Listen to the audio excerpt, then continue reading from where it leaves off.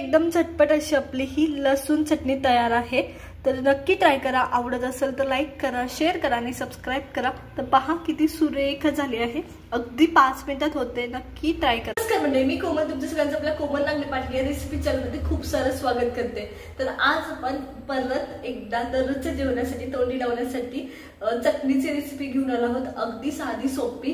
आज आपण मारवाडी टाइप्स चटणी करणार आहोत। अगदी पटकन होते, लसणाची चटणी करतोय। बरं 2 मिनिटात होते, त्याच्यामुळे नक्की ट्राय करा। जर रेसिपी आवडत असेल तर लाईक करा, शेअर करा आणि सबस्क्राइब करा आपल्याला। चला तर मग रेसिपीला सुरुवात करूया। आपण मारवाडी स्टाईल लसणाची चटणी बनवणार आहोत। तर त्याच्यासाठी इथे मी मिरच्या घेतल्यात या पद्धतीने। याची देठ आपल्याला काढून घ्यायची आधी व्यवस्थित। चला तर मी काढून घेते आधी। मग मिरचीचे देठ मी काढून घेतलेत। आता व्यवस्थित ह्याला पाणी टाकायचं आणि कमीत कमी एक अर्धा तास ते 1 तास तुम्हाला भिजवून ठेवायचे, जेणेकरून ह्या मऊ पडतील। आता तुमच्याकडे मिरच्या नसतील तर तुम्ही मिरची पावडर सुद्धा यूज करू शकता। तर चला आता अर्धा ते 1 तास वाट पाहूया आपण।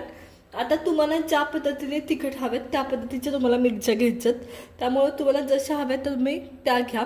तर चला पाहूया आता वाट। एकदम माझी ही मिरची भिजली आहे। मी अर्धा ते 1 तास ठेवली होती, व्यवस्थित भिजली आहे। तर मिरची व्यतिरिक्त आपल्याला काय काय लागणार आहे, लसूण लागणार आहे। लसणाची चटणी बनवतोय तर त्याच्यावर इथे धनेपूड लागणार आहे, इथे हळद लागणार आहे। आता खूप जण लिंबाचा रस पण टाकतात, तर मी लिंबाचा रस नाही ऍड करणार आहे।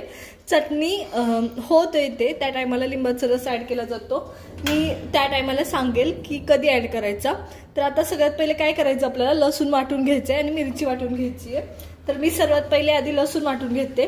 लसूण पूर्ण मॅशी झाला पाहिजे।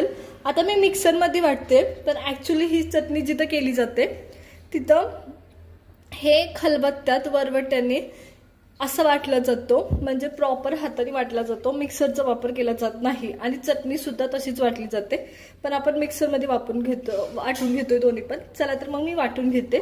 लसूण वाटून घेतलाय। आता खरं तर लसूण आणि मिरची वेगवेगळी वाटली जाते, पण आता आपण एकत्रच वाटणार आहोत। तर चला मी मिरच्या पण याच्यातच ऍड करते आणि वाटून घेते। या सर्व मिरच्या ऍड करते आणि ह्या वाटून घ्यायच्यात आपल्याला। मिरच्या व्यवस्थित भिजल्या म्हणजे जर तुम्ही हाताने वाटत असाल तर वाटणं खूप सोपं जातं, कारण आपण ऍक्च्युली ही मिरची हातानेच वाटली जाते, मिक्सर मध्ये नाही। चला तर मी वाटून घेते। मग व्यवस्थित वाटून घेतलंय।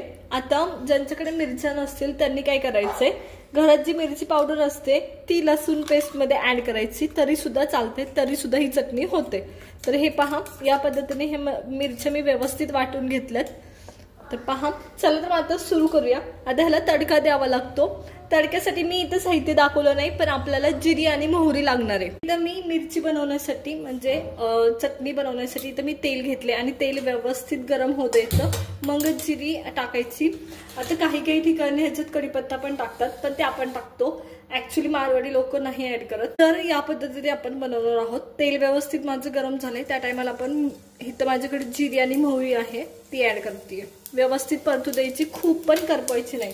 जिरी आणि मोहरी व्यवस्थित तडतडली की तर आपण जे पेस्ट केली होती मिरचीची ती ऍड करायची। जेव्हा तुम्ही चटणी करता तेव्हा खिडकी दरवाजे उघडे ठेवायचे, नाहीतर ठसका उठतोय। तर या पद्धतीने। तर चला मी सर्व मिरची अशी घालून घेते। मिरची ची चटणी आहे, जी लसणाची चटणी आहे, 1-2 मिनिटं परतायची आणि बाकीचे मसाले ऍड करून घ्यायचे।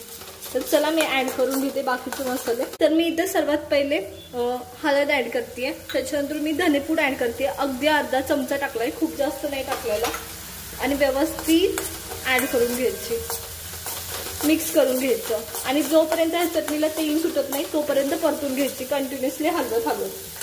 व्यवस्थित चटणी परतायला सुरुवात केली तेव्हा मी थोडीसं मीठ ऍड करते, म्हणजे चवीनुसार। हवा असेल तर थोडीशी साखर पण ऍड करू शकता, अगदी थोडीशी चवीसाठी। आणि तिखटच खाण्याची इच्छा असेल तर नाही केली तरी चालते।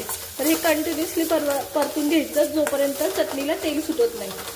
आता काही ठिकाणी खूप तेल टाकलं जातं, अगदी साईडने तेल दिसतं, पण मी एवढं जास्त नाही टाकलेलं, साईडने दिसावं एवढं।